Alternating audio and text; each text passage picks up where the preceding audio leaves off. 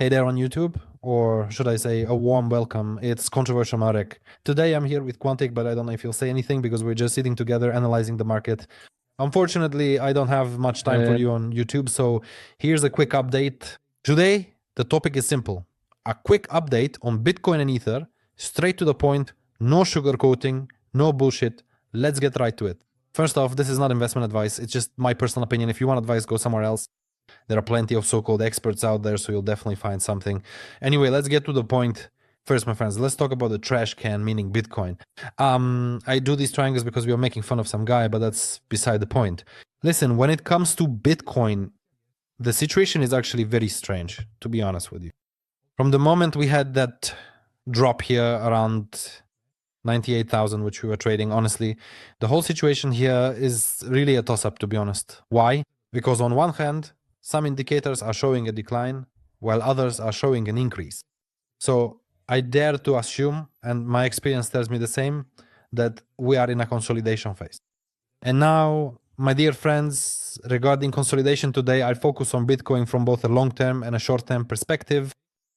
Let me show you this. When it comes to the long-term perspective, I would be very interested in a move down to the 93, 94 zone. It's also quite possible that this would involve collecting liquidity from here and maybe even closing this fair value gap, though I can't say for sure. However, let's say 88 is within reach here, but honestly, I think it will be difficult to break through the D1 200 moving average in one go. This is really a very, very, very strong indicator. However, as of today, the situation for me is that we're just moving within a range. And yes, we're moving within a range, my friends. From this point on, we've been moving in a range between 111, well, let's say 110, 600. All right, let's take this red zone as 99 grand or a flat 100. And within this range, the price keeps moving. So if we're now at the upper boundary, it would be logical to trade Bitcoin. And that's exactly how I'm trading it. If we have a situation like this, boom, we have a boss, boom, we have a spike, then it would make sense to keep trading it down for the next leg lower. And that's exactly what I'm waiting for. And how I trade Bitcoin, I'll show you. Here I have an average entry, so let's say my position is now around the entry point. So I had one entry here, then I average in here, and my stop loss is set at 110,850 or 110,900. And this is my swing position with my take profit set here, which is 98,200. This is my take profit because I'm betting on the reversal of this entire upward move, which to me was a fake out. And now, why was it a fake out? I want to show you a few correlations, but I won't reveal too much because that's reserved for people in the group. So join the Free Fire crew. There's a lot more information there. The link is in the description. And don't go to some random bullshit groups and then wonder why you're not making money. Now, take a look, my friends. First of all, this move from this point on was triggered by the fact that America joined the war on Israel's side and attacked Iran. This move, this buying spree, and this upward movement were caused by the news that Donald Trump announced the end of the war, so this entire move was one big manipulation. It was fake. However, an even bigger fake is the news about the ceasefire, because the conflict is still ongoing. This news, and in fact the actual events of America bombing Iran really did happen, so I consider that a trap, and I see this entire upward movement as a trap. And what I would like to see is a return to the place where the upward movement started. So for me, the absolute minimum would be 102,100, where I would like to see a pullback. However, for now, this is more of a long-term perspective, and it depends on what happens here. I believe that Q3 and Q4 of this year could be truly spectacular and remarkable. The end of Q3 and all of Q4 could be extremely remarkable in this market, and I would expect some really strong growth. After that, I have another scenario in mind. We have our own scenario for the next stages of the bull market at Quantic, but honestly, there are just too many people who can't keep their cool. They lose it, panic sets in, things go south, and then they end up crying when they're back in the radar. You holding on? Fuck, I'm holding. We'll see at the end of the cycle. We'll see at the end of the cycle who's going to be riding around in a Lambo and who's going to be working at McDonald's, huh? It might even turn out that I'll be the one spitting in your sandwiches. I can't rule that out, but for now, let's get to the point. My dear friends, from a local perspective, meaning after the H1, it looks like we've created a narrow consolidation zone here. I'll mark it with A. rectangle like this within this range, and I expect that within this range we might still get tossed around. The market might keep tossing us around unless we get some stronger stimulus. Now, as for events, Quantic, are there any events happening this week? Would you check that for me? Oh, right. I was talking, but I was muted. So, are there any events? I'll check that in the calendar in a moment. All right, thanks. And let's keep going. Now, take a look. Really, Bitcoin is Bitcoin, but as for Ether, what can I tell you about Ether? It's gonna follow just like Bitcoin. Take a screenshot of my levels because they react very well. I'd even say spectacularly. There's also a more local level here since this is a level based on the H4 time frame. Okay, that's why we need to mark it in purple. But look here at how these levels are respected. Look at how this yellow zone on the SD1 is respected. Look at how the 2600 level is respected. Look at how it later respects 2520. And in fact, Ether moves more technically than Bitcoin. However, Ether will follow Bitcoin. There's not much more to say here, period. That's all on the subject.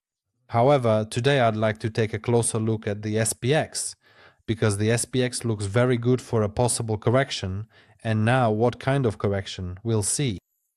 What I really like though is the fact that from the moment we had this upward impulse, which by the way on the SPX lasted for over 6.2%, that's 367 points. No matter how you look at it, my friends, it would be good to see some kind of pullback now. And why would that be good? From this point on, we have the first bearish cross on the H4, on the EMAs. We'll see if it doesn't get invalidated soon and everything gets pulled back up. But honestly, this reeks to me of a damn trap for dumping the markets. It's almost comical. The only question is what has to happen for them to actually dump Bitcoin and dump the SPX. But honestly, it stinks to me like an unwashed dick from a mile away. Not nice. I know it's not nice, but that's the truth. And the higher we go on Bitcoin without a meaningful correction, honestly, I have to tell you, I'm becoming ultra bearish. On the D1, it doesn't look all that bad for further growth, but I'd at least like to see a drop down to the second EMA on the D1. Here is also my level based on these peaks we had here.